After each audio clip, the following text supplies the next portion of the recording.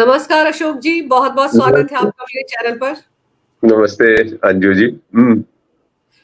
मैं अपने दर्शकों को आपसे बातचीत का सिलसिला शुरू करने से पहले बता दूं कि अशोक हम्म, जी सीनियर लॉयर हैं और दिल्ली हाई कोर्ट में अरविंद केजरीवाल का जो बहुत ही ज्यादा वर्ल्ड क्लास स्कूलों का जो एक फर्जीवाड़ा है, उसको लेकर जो उनकी पोल खुल रही है दिल्ली हाई कोर्ट में, उस हम्म, मामले की पैरवी अशोक जी ही कर रहे हैं। यानी कि इस वक्त जो अरविंद केजरीवाल एंड कंपनी की लंका लगी हुई है स्कूलों को लेकर, हम्म। अशोक जी ने ही लगाई है। मैं भी आपके दर्शकों को बता दूं कि अंजू जी जो है वो मेरे ख्याल से 1998 99 से कवर करते थे और उस वक्त ढेर सारे स्कूलों का केसेस हम लोग करते थे और वो दिल्ली आज तक और शाम आज तक क्या था उस पे वो चलती थी। तो ये बहुत पुराना एसोसिएशन है आपके साथ और ये लड़ाई भी बहुत पुरानी है। बिल्कुल, बिल्कुल। तो अब मुझे ये समझाइए कि ये पूरा मामला क्या है? ये इतना बड़ा जो एक आडंबर सा बना हुआ है कि वर्ल्ड क्लास क्लासरूम है, पूरी दुनिया में नाम है दिल्ली सरकार का, सिसोदिया का कि बड़े अच्छे-अच्छे स्कूल बनाए गरीब बच्चों के लिए। तो ये जो याचिका आपने डाली है, इसमें क्या-क्या पॉइंट उठाए गए हैं? देखिए ये जो 3-4 तरीके के केसेस हैं इस टाइम हाई कोर्ट के सामने राइट नाउ। और अगर हम पीछे जाएं 20-25 साल पहले तो आपको ही पता है कि सबसे पहला केस दिल्ली की बुनियादी चीजें नहीं है स्कूलों के अंदर, वो मैंने ही उठाया था 97 के अंदर।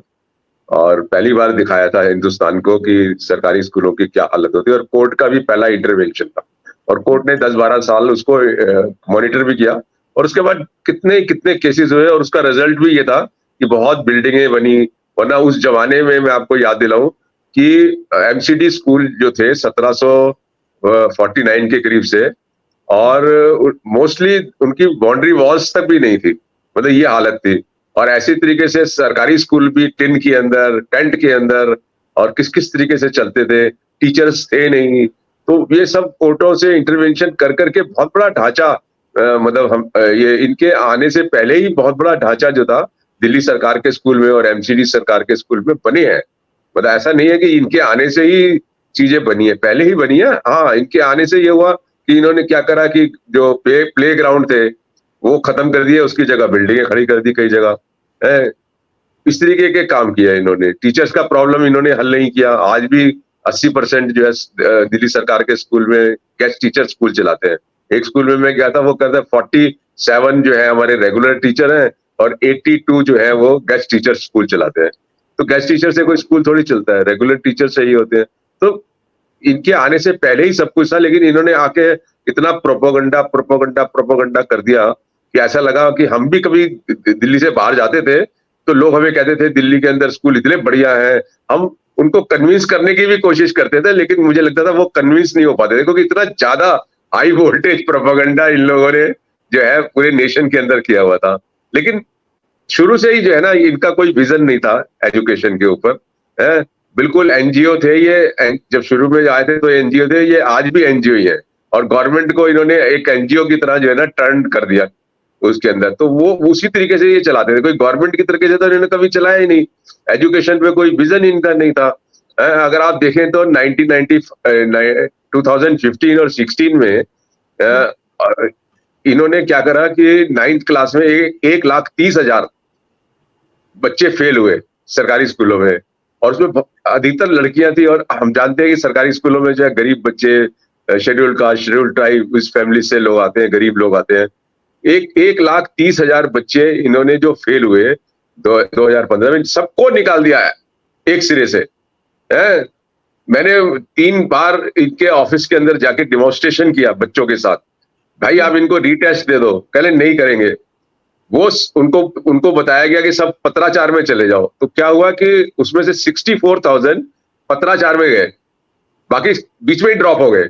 और पत्राचार में जाने के बाद क्योंकि इन्होंने क्या करा, बड़ा बढ़िया मैकेनिज्म करते हैं ये, पेरेंट्स को खूब जो है ना ब्रेन वॉशिंग करते हैं। उनको बोला कि ये लड़की या लड़का 9th में फेल हो गया है, पत्राचार से चला जाएगा, 10वीं कर लेगा और फिर अगली 11वीं में हम ले लेंगे। लेकिन हुआ क्या कि पत्राचार के एग्जाम में पता है कितने पास हुए? 2,500। पत्राचार में सिर्फ 2,500 बच्चे पास हुए। अच्छा, उस साल भी इन्होंने ऑर्डर निकाल दिया था कि इस साल भी जितने बच्चे फेल हुए हैं सबको निकाला जाएगा, मतलब सब पत्राचार में जाएंगे। तो जब ये बच्चे फेल हुए और इनको इस तरीके से सबको एल्योर किया हुआ था, तो हंगामा हो गया। तो जब हंगामा हो गया तो इन्होंने फिर रात ही रात वो जो पहला दूसरा ऑर्डर था वो विड्रॉ करा, और उसके बाद फिर इनको एक और नई गोली दी कि ठीक है तुम सब ना कंपार्टमेंट कर लो, मतलब सब दोबारा से ट्राई कर लो। फिर दोबारा से ट्राई करने के बाद भी सिर्फ 2,500 बच्चे पास हुए, बाकी फिर फेल हो गए। तो वो हंगामा फिर चला। जब हंगामा चला तो इन्होंने क्या करा कि ये कहा कि तुम ना ओपन में चले जाओ बाकी बच्चे। तो 8,000 के करीब जो है ना वो ओपन में चले गए। एक नई कहानी ये शुरू करी कि अब खुद ही ओपन चला दिया, वो एक नया स्कूल और ऐड कर दिया। मतलब मैं भी आऊंगा कि लेयर्स ऑफ स्कूल इन्होंने कैसे पढ़ाए हैं। इन्होंने एक अपना ही NOIS खोल दिया कि तुम हमारे टीचर ही तुम्हें पढ़ाएंगे, लेकिन वो होगा गवर्नमेंट स्कूल नहीं, वो NOIS ही होगा। तो कोई 8,000 के करीब बच्चे फिर वहां एनरोल्ड हो गए, उसमें से भी बहुत सारे लुढ़क गए। और उसके बाद लगातार आप ये देखिए कितने 42,500 बच्चे अगले साल 2017-18 के अंदर 10वीं के फेल हुए, उन सबको निकाल दिया। फिर मैं हाई कोर्ट गया, हाई कोर्ट से ऑर्डर हुए कि सबको आप मतलब बच्चों को दोबारा लेना पड़ेगा जो भी पढ़ना चाहता है। तो इन्होंने फिर भी क्या करा, एक एक पेरेंट को घुमा घुमा के कि तुम ओपन में जाओ, सिर्फ 2,500-3 हजार एडमिशन लिए। तो इस तरीके से ये देखने को मिला कि शुरू के जो 6 साल थे इनके, उसमें लगभग 5.5 लाख बच्चे इन्होंने अपने सिस्टम से ही निकाल दिए। मतलब और हमारी जो एफर्ट्स थी ना वो बहुत ज्यादा सक्सेस नहीं हुई, क्योंकि ये जो स्कूल में प्रिंसिपल और टीचर्स होते हैं ना, ये बड़े आराम से उनको ब्रेन वॉशिंग कर देते हैं लोगों की, मतलब बिल्कुल सिस्टम से हटा दिया। सबसे पहला तो इन्होंने ये नुकसान बच्चों का किया, और उसके बाद आज तक यही होता है। अभी कल परसों भी एक लड़की आई थी, वो बीमार हो गई थी, गांव चली गई थी, बीमार हो गई 9th के अंदर, स्कूल अटेंड नहीं कर पाई।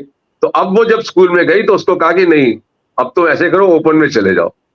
मतलब इनका जो पूरा विजन है ना वो ये है कि बच्चों को पुश आउट करो, फेल करो, जिससे कि 10वीं और 12वीं के अंदर रिजल्ट्स अच्छे आ जाए। अरे ये तो गरीब बच्चे, इनको कहाँ भेज आप, मतलब ये तो बाहर निकल भी रहे हो तो पकड़ के आपको अंदर करना चाहिए, लेकिन ये अंदर आना चाहते हैं तो इनको पकड़ के बाहर कर रहे हो आप, हैं? तो इस तरीके का जो एटीट्यूड था इनका शुरू से ही जो है ना वो कोई प्रो चाइल्ड नहीं था, शुरू से ही एंटी चाइल्ड था, और इनका कोई विजन नहीं था। सिर्फ इनका ये था कि जितना भी प्रोपेगेंडा आप कर सकते हो, कुछ एक चीज बना लो और फिर उसको खूब प्लेयर कर करके जो है ना ये दिखा दो कि देखो आपने कितना बढ़िया कर दिया है। तो ये मतलब कोई नई बात नहीं है, ये शुरू से ही इनका प्रॉब्लम है। सर ये सब कुछ ये इसलिए कर रहे थे ताकि जो ये 10वीं 11वीं 12वीं के रिजल्ट दिखाते हैं कि देखो सरकारी स्कूलों के बच्चों ने इतना अच्छी पढ़ाई की है, इतना प्रतिशत पास परसेंटेज रहा है, ये सब कुछ इसलिए किया गया। और ये जो इसीलिए क्या ये स्टेटमेंट भी दिल्ली हाईकोर्ट ने दिया कि तिहाड़ जेल को देखिए, आप स्कूल में बच्चों को नहीं पढ़ने दे रहे हैं तो उनको अपराध की तरफ धकेल रहे हैं, ये स्टेटमेंट भी दिल्ली हाईकोर्ट की तरफ से आया था।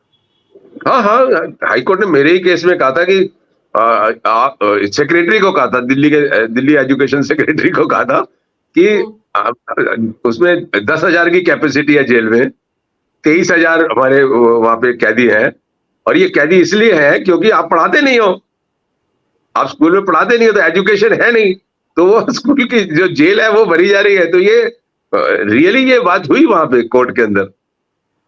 तो ये है, मतलब इस तरीके से लगातार कुछ ना कुछ चलता रहा, और मुझे लगता है कि जब से ये लोग आए हैं, मतलब पहले दूसरी सरकारों से लड़ते थे हम, फिर इनसे लड़ते रहे, तो लड़ाई जारी रही, कहीं मतलब रुकी कहीं नहीं है।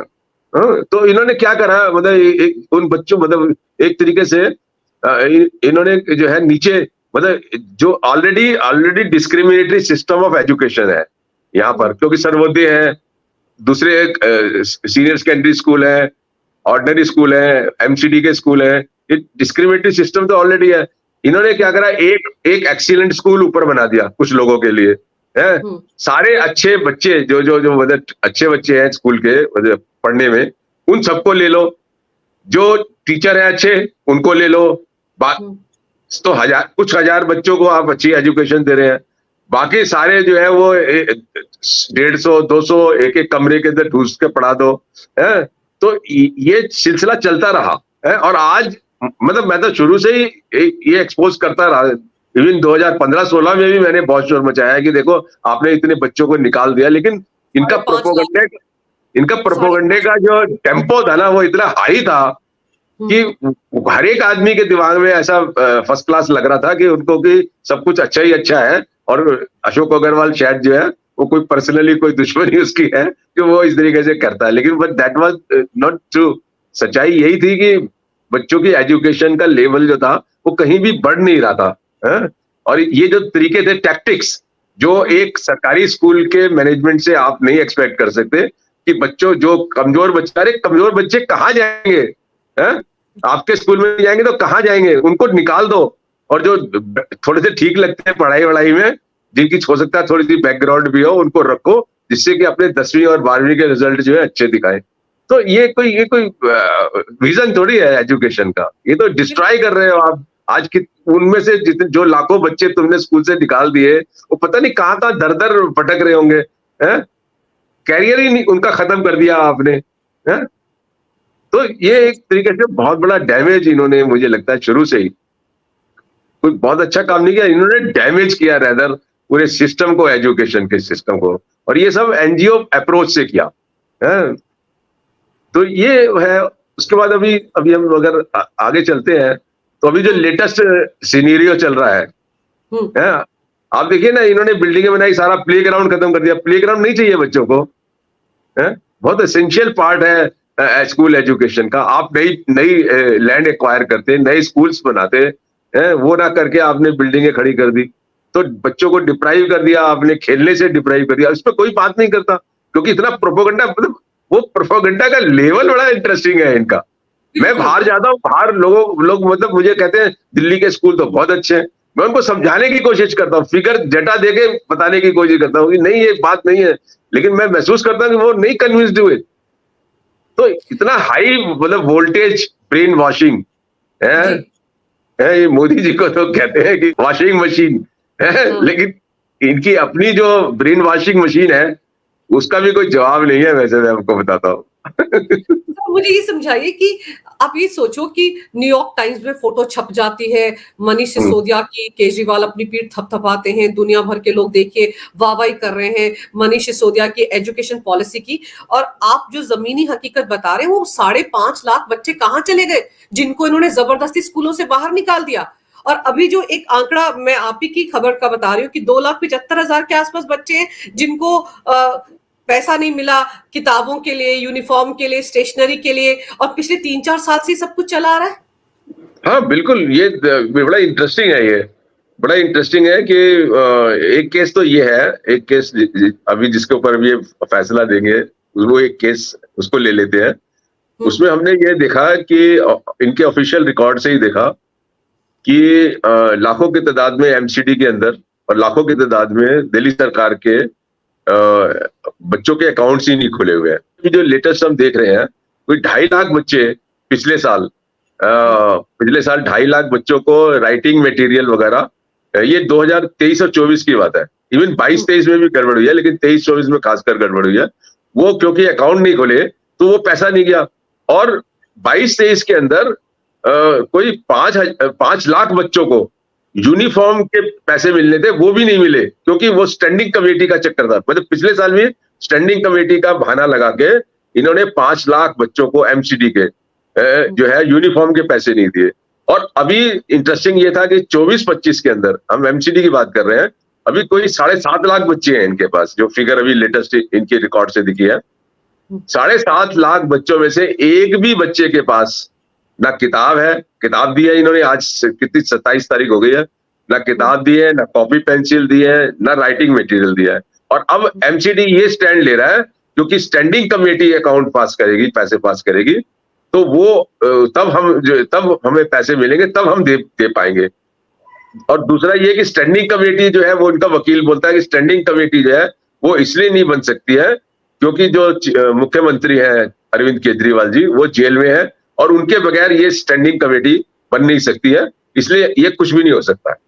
तो ये तो ऐसे हो गया जैसे कि वो जेल में जाकर भी, मतलब जेल से बाहर जब थे तब भी वो नुकसान करते थे जनता का, जेल में जाकर भी जो है उन्होंने पूरा गवर्नमेंट का सिस्टम पैरालाइज कर दिया है? पैरालाइज ही कर दिया, जब आप कुछ कर ही नहीं सकते तो फंक्शन ही कर दिया। तो ये बहुत ही खतरनाक मतलब पहलू है। तो अभी जो है ना, हाई कोर्ट के जज ने इसीलिए इनसे बहुत नाराजगी दिखाई है कि मतलब मुझे जो बच्चे हैं, मतलब अब आप देखिए ना, दिल्ली सरकार के बच्चे अगर हम ले पहली क्लास से 8वीं तक, तो 8वीं तक वो 10 लाख है, ये 7 लाख है करीबन, है 7.5 लाख, 8 लाख जी। ही मान लेते हैं इनको। तो 10 लाख वो और 8 लाख वो, 18 लाख बच्चों के पास आज की तारीख में 2024-25 के इस सेशन में कोई किताब नहीं है, बताइए। और अभी कोई उम्मीद भी नहीं है।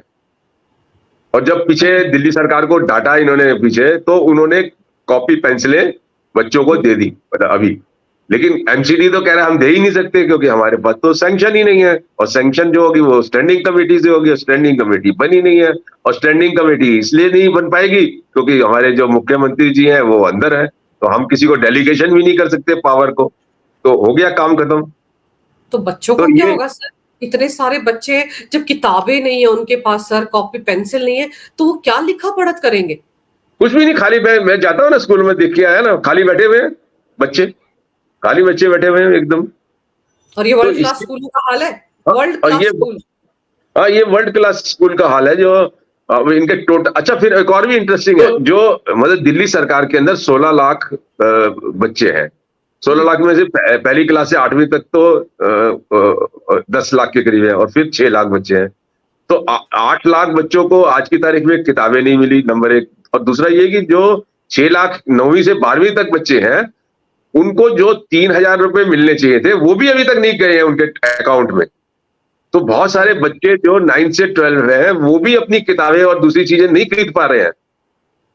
और इनकी प्रैक्टिस ऐसी है कि लगभग जो है, जब लास्ट का सेशन खत्म होने लगता है, तब वो 3,000 रुपए जाते हैं वहां पर। उस वक्त किस काम की किताबें तो अब खरीदनी है उनको, सेशन तो अब शुरू हो रहे हैं सर। पहले दिन मिलना चाहिए। आप देखो ना, ये बच्चे हैं,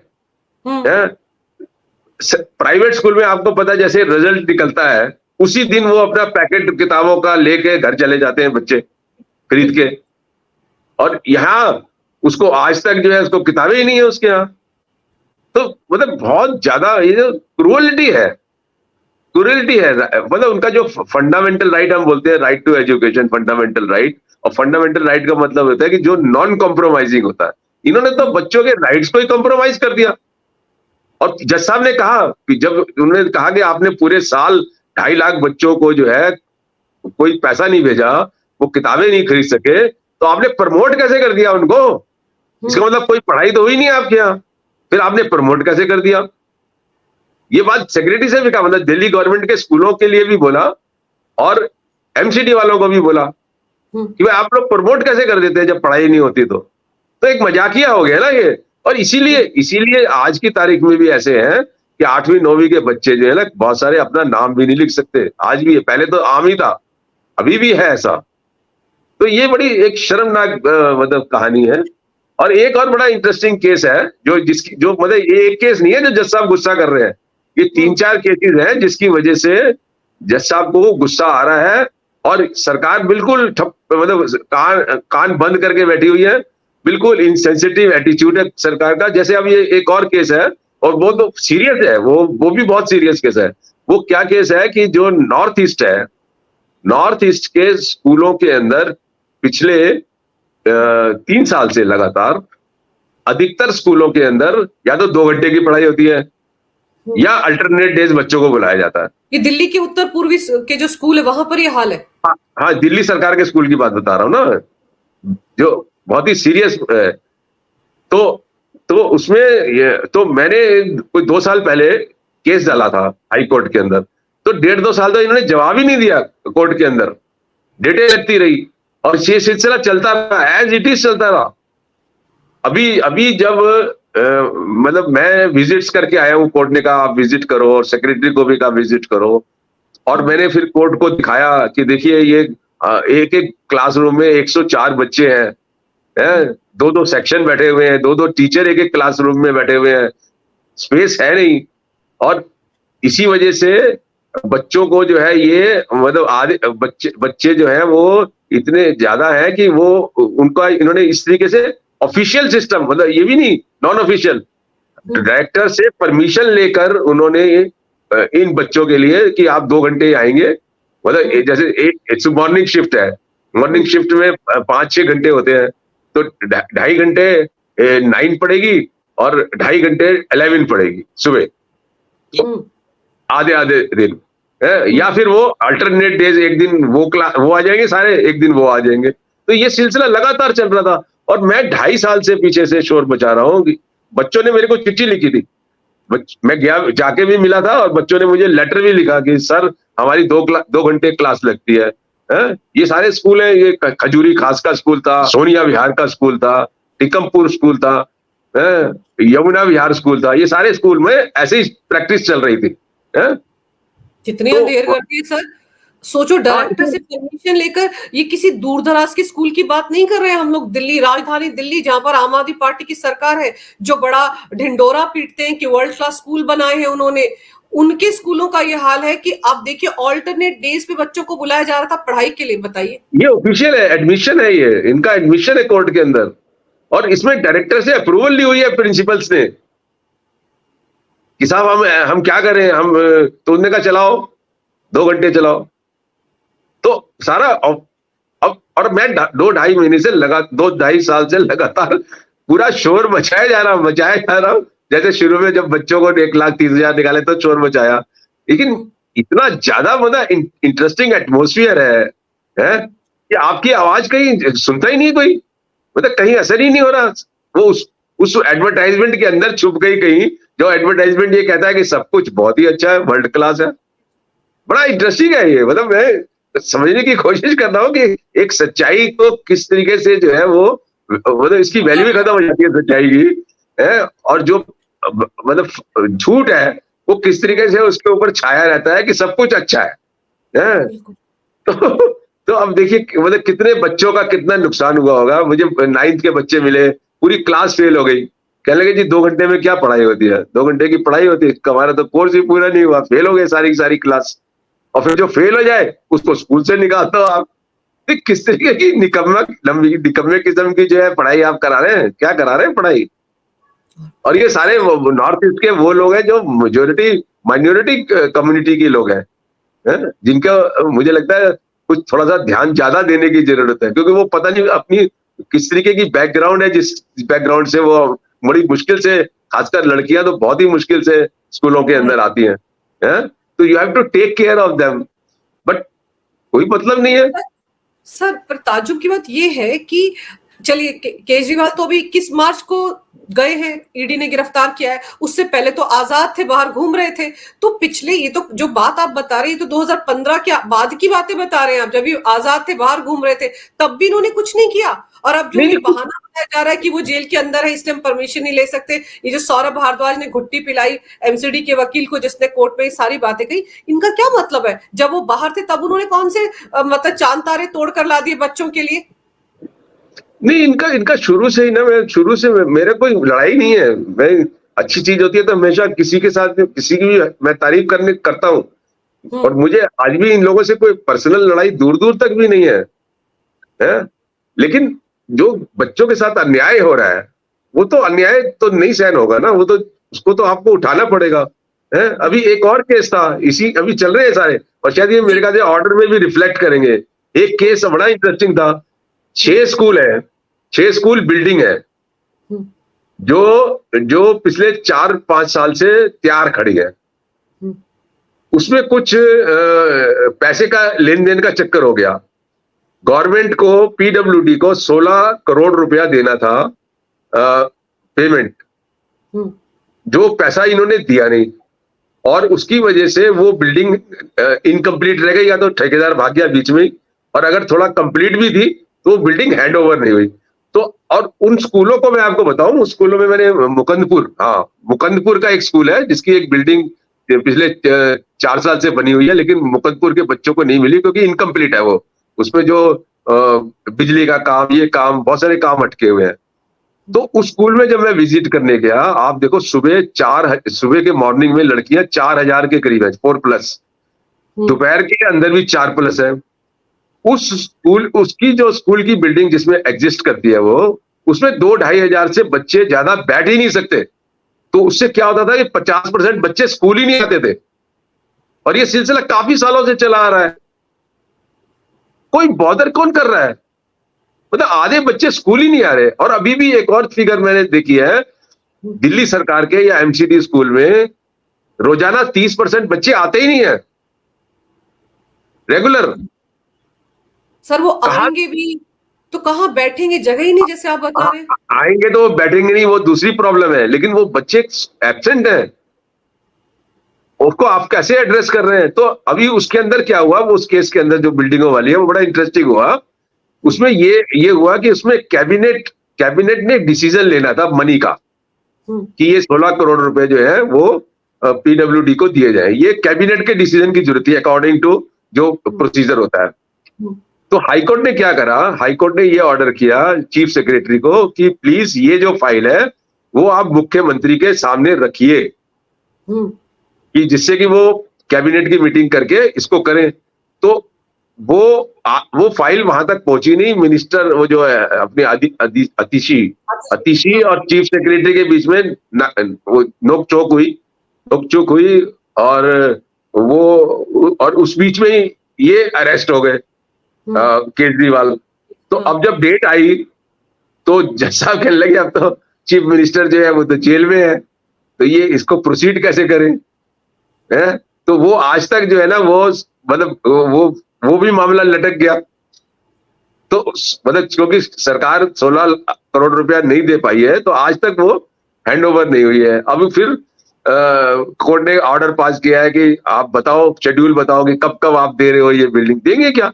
अगर उसमें कैबिनेट की डिसीजन की जरूरत है और कैबिनेट होल्ड नहीं हो सकती बगैर चीफ मिनिस्टर के, तो इसका मतलब वो बच्चे सैकड़ों ईयर जो है वो ऐसे ही रहेंगे। तो ये एक प्रॉब्लम है इसके अंदर। ये सारी बातें सुनकर मैं तो शॉक्ड हूँ। करोड़ों रुपए ये लोग पैसे पानी की तरह बहाते एडवर्टीजमेंट पे कि दिल्ली के वर्ल्ड क्लास स्कूल। मैं तो सिर्फ इस बात में गया हूँ कि बच्चों को जो बेसिक फैसिलिटीज चाहिए एक अच्छी एजुकेशन के अंदर, वो उनको मिलनी चाहिए। और वही मैंने देखा कि टोटली गुम है, मतलब टोटली गुम है यहाँ पे। मतलब कोई कंसर्न नहीं है। 4,000 बच्चों की कैपेसिटी मतलब एनरोलमेंट है, और आधे बच्चे आ नहीं रहे, रेगुलरली नहीं आ रहे, बट कोई कंसर्न नहीं है। ऐसे बहुत बहुत स्कूल है आपके देखो, अगर ये कापा सेड़ा के स्कूल में चले जाओ आप, 7-8 हजार मतलब वो है एनरोलमेंट है, स्पेस है ही नहीं। मोलरबंद में चले जाओ, संगम विहार में चले जाओ, मतलब इस तरीके से कई कई लाख बच्चे ऐसे होंगे जो एनरोल्ड है, लेकिन स्कूलों में जगह ही नहीं है। और यही 1-1.5 लाख तो यहीं नॉर्थ ईस्ट के बच्चे थे ये जो अफेक्ट हो रहे थे। एक स्टेज पर डिप्टी डायरेक्टर ने, जो डिप्टी डायरेक्टर पहले थी यहाँ पर, उन्होंने डायरेक्टर ऑफ एजुकेशन को सलाह दी कि आप ऐसे करो, इन बच्चों को बस दे दो, डीटीसी की बस दे दो, और बच्चे को बस देकर आप जहां पर आपके साउथ दिल्ली के अंदर जगह है वहां पे चले जाएंगे पढ़ने के लिए। तो डायरेक्टर ऑफ एजुकेशन ने उस प्रपोजल को भी रिजेक्ट कर दिया। मतलब कोई समस्या का हल नहीं करना है। आज की तारीख में भी मतलब आप 90 बच्चे, 100 बच्चे, 120 बच्चे एक क्लासरूम में आज भी हैं, मतलब स्कूलों के अंदर। क्योंकि कहां ले जाएंगे वो? जब तक आप अल्टरनेटिव कोई अरेंजमेंट नहीं करोगे कहां करेंगे? अभी इन्होंने एक नई बिल्डिंग बनाई खजूरी खास के अंदर, नई बिल्डिंग बनाई, अच्छी बिल्डिंग बनाई है देखने में। उसमें 120 कमरे हैं, लेकिन फंक्शनल 160 फंक्शनल है। अब कई स्कूलों से उसमें ट्रांसफर कर रहे हैं बच्चों को। लेकिन मैं जब अभी गया हफ्ते भर पहले, तो मैंने देखा कि उसमें पानी नहीं है पीने का, टॉयलेट में पानी नहीं है। लड़कियां शिकायत कर रही है, सर यहाँ तो टॉयलेट में पानी नहीं है पीने का। वहां पे इन्होंने 5 किलोवाट की वायर डाली, जबकि 60 किलोवाट की वायर डालनी थी। वो ब्लास्ट हो गया, वहां पे बिजली ब्लास्ट हो गई। तो हंसी आती है। मतलब सोचिए ये उस आम आदमी पार्टी का हाल है जो स्वास्थ्य सेवाओं के नाम पर और शिक्षा मॉडल के नाम पर अपनी पीठ खुद ही थपथपाते रहते हैं। और आप जो बता रहे हैं वो जमीनी हकीकत है। इसीलिए दिल्ली हाईकोर्ट को बोलना पड़ा ना चीफ सेक्रेटरी को जो एजुकेशन के, कि भाई काम करो प्रचार की बजाय। हाँ, और अगर आप एमसीडी की बात करते हो तो खजूरी खास का एक स्कूल है। जब मैं बिल्डिंग देखने गया तो खजूरी खास का एमसीडी के स्कूल में चला गया, वो 2,500 बच्चे लड़कियां सुबह पढ़ती हैं और 2,000 के करीब लड़के आफ्टरनून में पढ़ते हैं। उस स्कूल में मैं जब गया, हर एक क्लास में गया मैं, वो बच्चे अभी आए नहीं थे क्योंकि 1 अप्रैल से पहले की बात थी।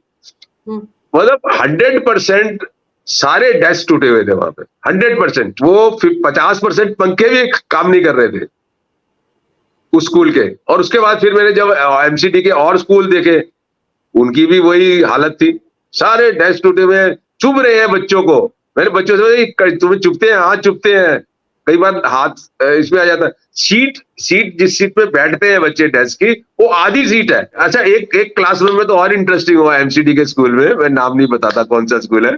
उसमें क्या हुआ, मैं एक क्लासरूम में गया ना, तो एक टीचर आराम से अपनी कुर्सी के ऊपर लेटी हुई है, टांग फैलाकर नीचे, और अपने कान में लगा रखा मोबाइल। और बच्चे बैठे हुए क्लासरूम में। तो मैं जब एंट्री करा तो उसको पता ही नहीं, इतनी धुंध थी। टीचर क्लासरूम में, बच्चे बैठे हुए, टीचर है ही नहीं। बगैर टीचर के बच्चे बैठे हुए हैं, गंदगी है, टॉयलेट ब्लॉक गंदे हैं। ये सारे हाई कोर्ट को मैंने दिखाए, फोटोज की दिखाए। और कोई अगर मेरे ट्विटर पे या फेसबुक पे जाएगा तो वो देख सकता है कि क्या हालत है एमसीडी स्कूलों की। दिल्ली गवर्नमेंट की भी यही हालत है, डेस्क टूटे हुए हैं। पूरी क्लास खड़े हो गए, मतलब हाथ खड़ा करके लड़कियां बोल रही है, सर हमें अच्छे डेस्क चाहिए। बताइए। मतलब आप डेस्क भी नहीं दे पा रहे हैं, आप लोगों को टीचर नहीं दे पा रहे हैं, पढ़ाई का कोई एटमोसफियर नहीं है। 2-2 घंटे और अल्टरनेट डेज में आप बुलाएंगे बच्चों को, है? तो क्या, और एक एक बेंच के ऊपर जिसमें 2 बच्चे बैठते हैं, उसमें 4-4 5-5 बैठे हुए हैं। जज साहब जो पिछले काफी महीने से ये देख रहे हैं ड्रामा, एक के बाद एक ड्रामा, इसकी वजह से ही उनको इतना गुस्सा आ गया कि लगे अब कुछ ना तुम्हारी सर्जरी करेंगे हम।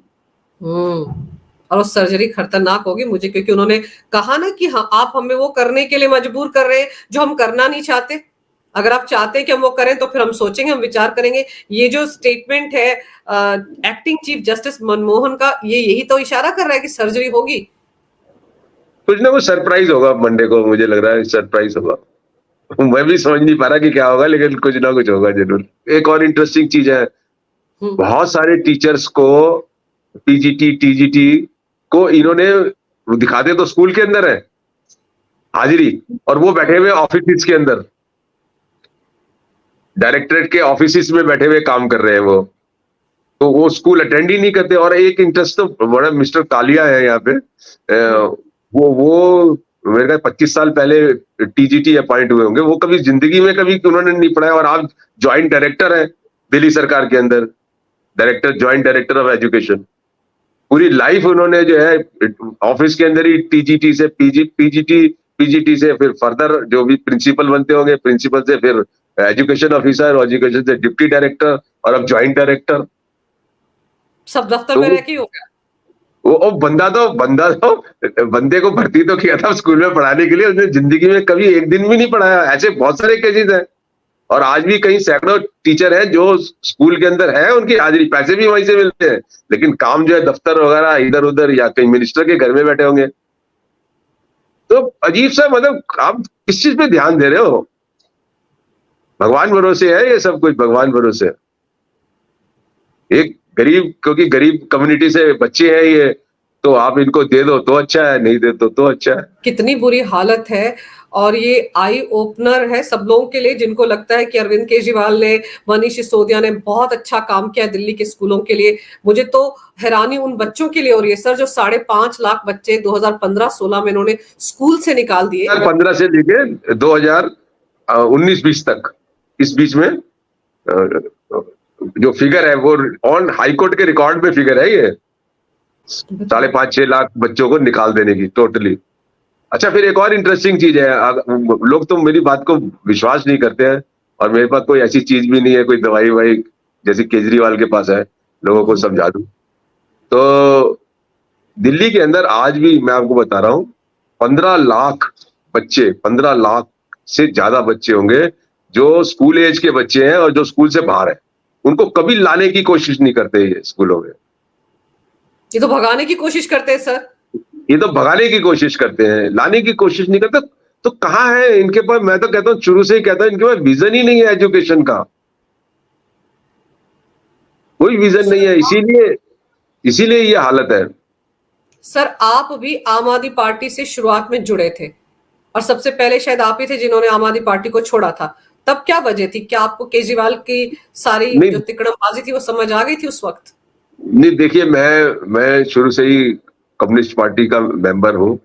हम्म। और अभी जब ये लोगों ने अपना बनाया, तो प्रशांत भूषण और केजरीवाल ने मेरे को बराबर मतलब इंसिस्ट किया कि आ जाओ आप हमारी पार्टी में। और मैंने सोचा कि शायद मैं इनकी पार्टी में आके कोई अच्छा सा कंट्रीब्यूशन कर पाऊंगा, तो मैंने ज्वाइन कर लिया इनको। है तो नेशनल एग्जीक्यूटिव जो शुरू में 12 13 14 लोगों की थी, उसमें मैं था। और फिर क्योंकि मेरे दिमाग में शुरू से ना ये इमेज है कि ये एनजीओ है हम्म। और इनके इर्द गिर्द भी सारे एनजीओ हैं, तो एनजीओ की पिक्चर मेरे दिमाग में अच्छी नहीं है। तो मैंने शुरू के 14 महीने में ये देखा कि ये उससे निकल नहीं पाए एनजीओ से। बिल्कुल एनजीओ ब्रांड और पूरा एनजीओ चला दिया, एनजीओ सरकार को ही एनजीओ बना दिया है इन्होंने। तो मुझे लगा कि हमारी कोई इसमें जरूरत नहीं है, और फिर मैंने क्विट कर दिया। तो मैं सबसे पहला नेशनल एग्जीक्यूटिव मेंबर था जो क्विट कर दिया, और मुझे कोई अफसोस नहीं है। मुझे आज भी जो है ये लगता है मैंने ठीक काम किया है, क्योंकि मैं कहीं भी किसी भी तरीके से इस सिस्टम में, इनके सिस्टम में मतलब फिट नहीं हुआ। मतलब जब आप बच्चों को इतने 1.5 लाख बच्चों को निकाल देंगे, उनको कुछ सुनने वाला नहीं। हमने इनके घर में जाके धरना दिया बैठ के। और फिर इंटरेस्टिंग क्या होता है, जब शुरू में हमने पहला धरना दिया वही 2015 का, तो कोई मेरे ख्याल से 400 500 बच्चे थे मेरे साथ डिमॉन्स्ट्रेशन करने में, उनके माता पिता भी। फिर वो आगे चल के जो है कुछ 30 35 ही रह गए। फिर जब तीसरा डिमॉन्स्ट्रेशन किया तो मेरे ख्याल 10 15 ही लोग रह गए। मतलब पब्लिक के अंदर भी वो जो मतलब ये समझ कि ये इनके खिलाफ कर रहे हैं, वो समझ नहीं बना पाए हम। और अंत में वो यही हुआ कि सारे बच्चे वहां से निकल के पत्राचार में गए, और फिर पत्राचार में फेल हुए, और फिर हंगामा हुआ। फिर इन्होंने वो विड्रॉ किया ऑर्डर। लेकिन ये लगातार निकालते रहे, मतलब लगातार निकालते रहे। हाईकोर्ट को भी बार बार ऑर्डर करने पड़े कि आप ऐसे नहीं निकाल सकते, लेकिन उसके बावजूद भी ये मतलब सक्सेस हो गए, और हम फेल हो गए बच्चों को अंदर लाने के अंदर। ये सक्सेस रहे बच्चों को बाहर निकालने में। सर अब सोमवार को देखते हैं इस मामले में क्या आता है, क्योंकि मुझे लग रहा है बहुत स्ट्रांग कोई ऑर्डर आने वाला है दिल्ली हाई कोर्ट से, क्योंकि जो अंदर बैठकर भी सरकार चलाने के लिए बैठे, उनको कोर्ट ने तो कह दिया ना कि आप निजी स्वार्थ के लिए इस पद पर बैठे हुए हैं, राष्ट्र हित के बारे में आप नहीं सोच रहे हैं। तो इससे ज्यादा स्ट्रांग टिप्पणी हाईकोर्ट क्या कर सकता है अरविंद केजरीवाल के लिए?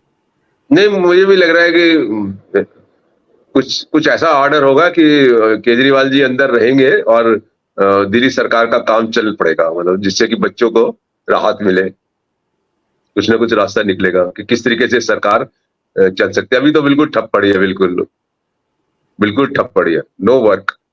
उम्मीद ऐसे ही करते हैं सर कि कुछ ऐसा ऑर्डर वहां से आए कि अरविंद केजरीवाल के भी तोते उड़ जाएं तिहाड़ जेल में। आपने समय निकाला इस विषय पर चर्चा करने के लिए, बहुत बहुत धन्यवाद सर। थैंक नमस्कार। You, thank you, thank you.